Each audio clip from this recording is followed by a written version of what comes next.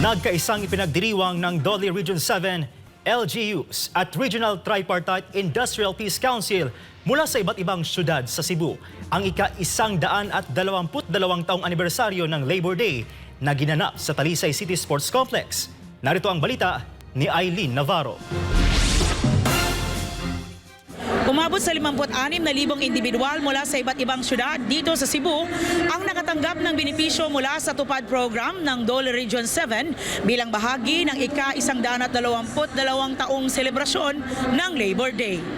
Sa pinag-isang selebrasyon ng ika-122 taong Labor Day, nagsama-sama ang taga-Dole Region 7, mga kinatawan ng Regional Tripartite Industrial Peace Council mula sa Mandaue City, Lapu-Lapu, Cebu at Talisay City. Bahagi ng selebrasyon ng pagkalooban ng cash assistance ang mga kababayan natin sa ilalim ng tulong panghanap buhay sa ating disadvantaged displaced workers o tupad program ng Dole Region 7. Umabot sa 238 milyong piso ang halaga ng tulong na naipamahagi ng kagawaran sa mga disadvantaged o displaced workers mula sa Central Visayas. Kabilang na dito ang Province of Cebu, Bohol, Siquijor at Negros Oriental. Sa mensahe ng Dole 7 Regional Director Lilia E. Esteliore, anya, ipinoposisyon ngayon ang Central Visayas bilang Central Hub for Innovation. Kamakailan lang kinilala ang Central Visayas na may pinakamabilis na paglago sa Gross Regional Domestic Product noong 2023 nang makuha nito ang 7.3% growth. Central Visayas has the fastest growth in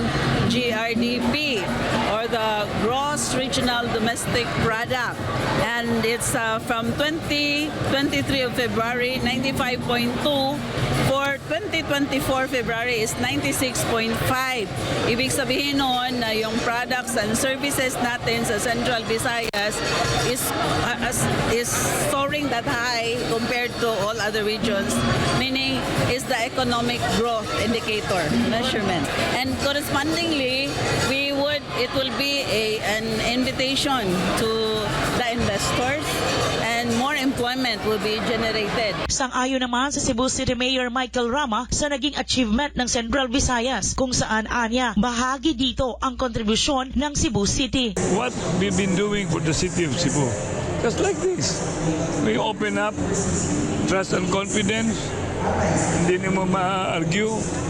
The hard-working people of the city of Cebu, steadfast, resolved, brave, intelligent, but of course with utmost humility, very important as an ingredient to attract, because economic activities will be dependent on good governance.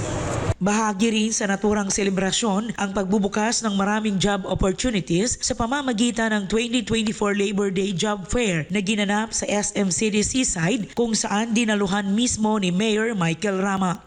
I've been into this with Ami Utmenia since 1992. That's why, because of this job fair, we were able to establish with DMDP now.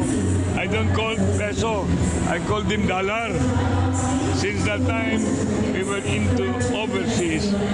We have been sending, helping, assisting job opportunities, job applicants. Para sa isang dating OFW na overage na para sa isang trabaho, malaking bagay para sa kanya ang matanggap on the spot bilang isang service crew ng isang food chain. Gikan ko sa abroad. Nag-apply ko para abroad.